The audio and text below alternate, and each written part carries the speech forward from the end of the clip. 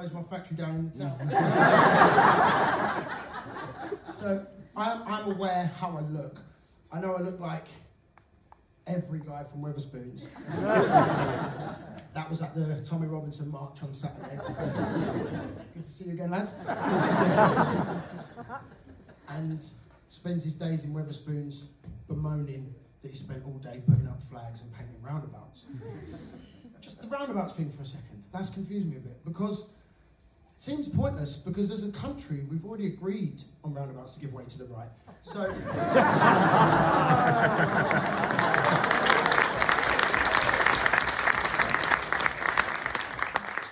But despite looking like that, I was actually raised as a Jehovah's Witness. Sorry. Old habits die hard. So first, I've got to figure out what you like as a crowd. So we're going to do some topical stuff.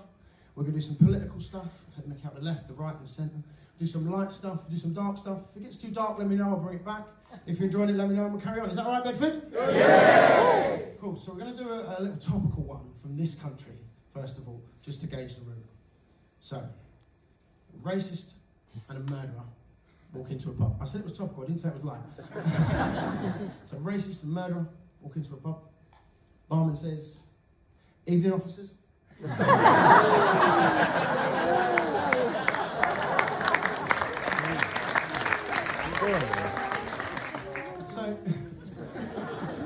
not really a joke, just a sad fact.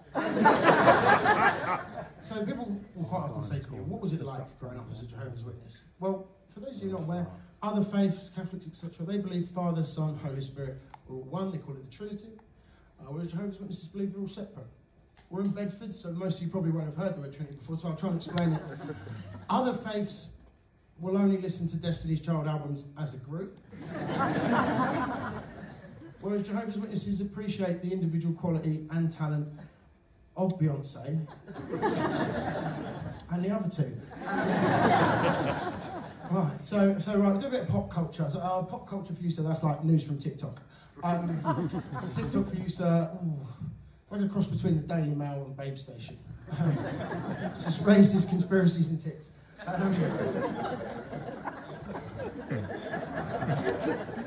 The kids love it. So, I don't know if you're aware, but in this country, the more attractive you are, statistically speaking, the higher level of crime you're likely to get away with. Yeah, not a joke, just again, sad environment. So it got me thinking about celebrities and what level of crime they could get away with, purely based on their looks. So, Chris Hemsworth, 90s Brad Pitt for you older ones. Attractiveness. Genocide, Ed Sheeran. Probably littering.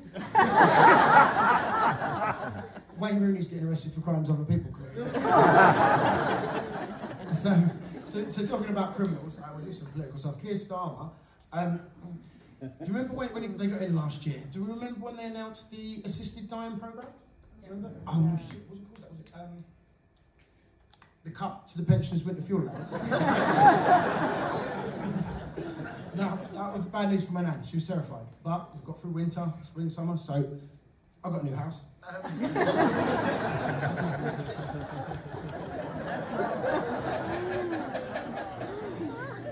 Right, so can I go a little bit darker, Bedford? You all right with that? Yeah. So, cost of living doesn't just affect older people. I've got two daughters who live in Putney. My oldest, she just started senior school, so wanted to go into London to do a bit of shopping.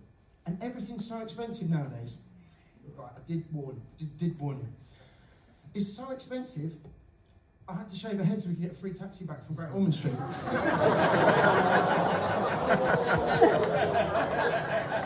She hates that joke. What if any of the parents of my friends are going to think I'm bored? No. Okay, so what else we going on? Oh, okay, we'll do a little lighter one. So, what have Jeremy Corbyn, Keir Starmer, and stamp duty got in common?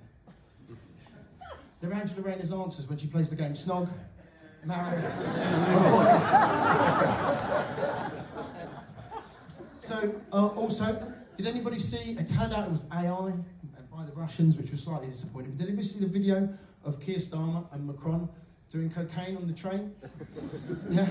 And I thought, you know, I was disappointed when it was out, but I thought doing cocaine on the train, I thought, see it, say it, snort it. Policies make sense now though, because like when I've done cocaine, allegedly, makes you want to fuck half the country, doesn't it?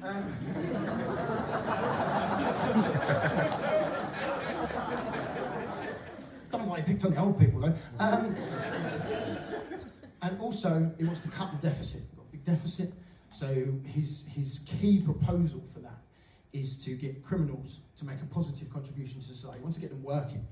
So whether you are a racist, a murderer, or prone to violence against women, there is a job at the Metropolitan Police for you. More of a fact than a joke.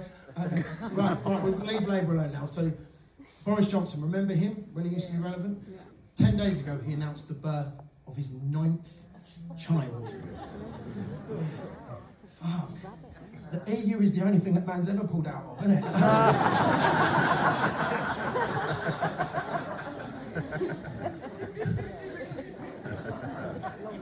And even then he didn't want to.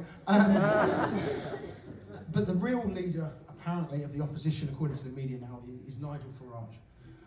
Nigel Farage, you know, leader of Reform UK, KK.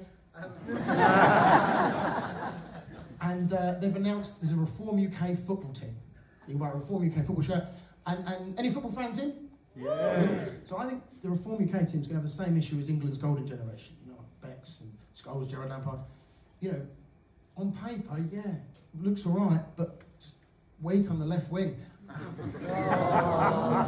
And that deserved that. They've also, the next one deserves it as well. They've also opened a Reform UK pub in Blackpool.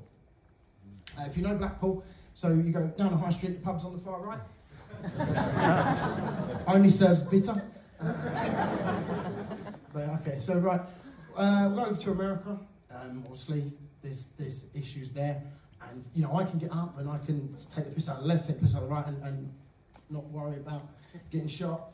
And America, whenever there's a shooting, they always quote the Second Amendment.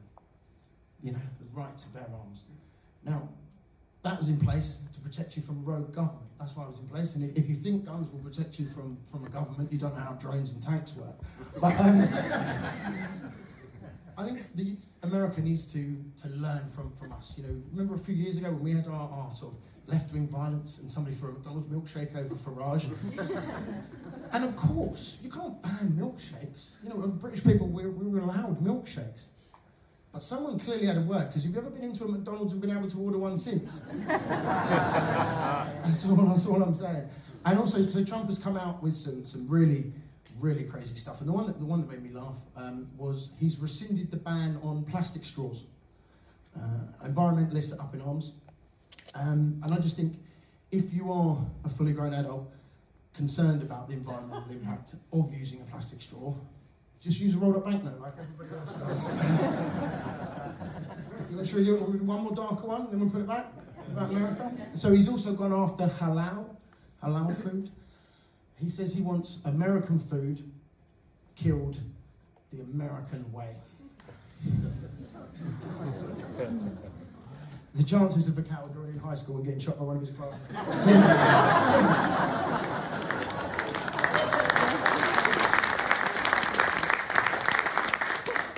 So I will leave you. I'll leave you with 2 jokes. So the first one I'm going to leave you with is the first joke I ever wrote, and then with my upbringing, the last one I'll leave you with. It would be remiss of me not to leave you with a knock joke, wouldn't it? Not to leave you with a knock joke. So first joke I ever wrote. So I was working in this guy's house. He was ex-army. He lost his hand in the night, and he'd got a really nice watch on. And I wanted to ask him about it. And I said to him, Kev, can I ask you about the watch? And he said, yeah, what do you want to know? I said, are you not worried that it's going to fall off? And he said, yeah, Lewis, I am. But if I weren't on the other hand, how the fuck would I do it up?